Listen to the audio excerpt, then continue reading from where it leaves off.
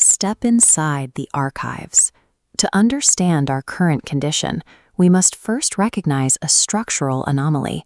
Modern society is operating in total reverse. Our most trusted institutions now produce the inverse of their original mandates. We observe a medical establishment that routinely destroys health. We see a legal system that destroys justice through procedural criminality.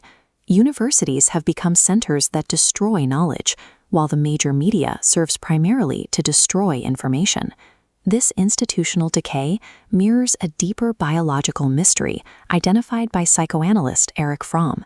He noted that humanity is unique among primates for malignant aggression, the tendency to torture and kill its own species without any biological or economic necessity.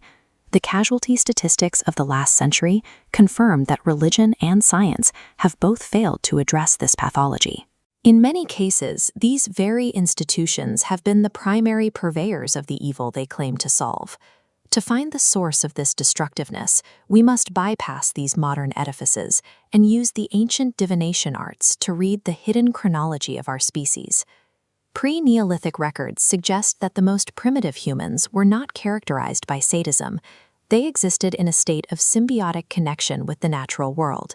This harmony was interrupted by what ancient records described as Artemis' sin of intervention. Advanced entities arrived on Earth and began cross-pollinating their own DNA with the indigenous human line, a process of genetic hybridization. This forced splicing created a schizophrenic nature within our ancestors. Our original connection to the Earth's matrix was suddenly tethered to a cold-blooded alien aggression that sought only to dominate and serve. This internal conflict eventually erupted into external catastrophe. Global myths recount a war of the gods, a period of planetary nuclear conflict where high-tech weaponry was used to settle the disputes of these hybrid races. We carry the residue of this Atlantean epoch in our very cells. The baseline destructiveness we see in the mirror is the result of this engineered, unhealed genetic trauma. The Austrian philosopher Rudolf Steiner identified the metaphysical consequence of this event. He described evil as a going into the self, a withdrawal where the consciousness becomes self-discordant and severed from the universal spirit. In a state of health, human will flows outward toward the sun, while waves of thought descend to the earth on the light of the moon. This is the natural circuitry of the human soul.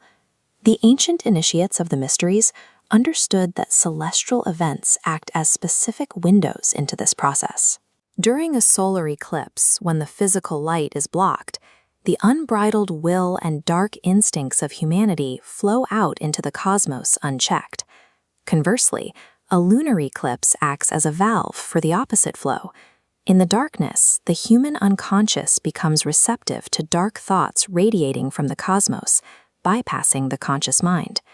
Our genetic trauma broke this cosmic antenna, leaving us vulnerable. Modern cults of power now exploit these planetary alignments to maintain control and reinforce a deep hatred for the natural world. Ancient sorcerers ensured this history remained hidden by systematically destroying the records of the ancient wisdom. They sought to monopolize the knowledge of human origins for their own order. These groups took profound historical archives, like the tarot, and downgraded them. They successfully repositioned these symbolic systems as mere tools for fortune-telling to ensure the masses remained blind to their true purpose. The Devil card records this fall. It depicts Baphomet, an inverted reflection of divine forces, standing upon a cubic stone.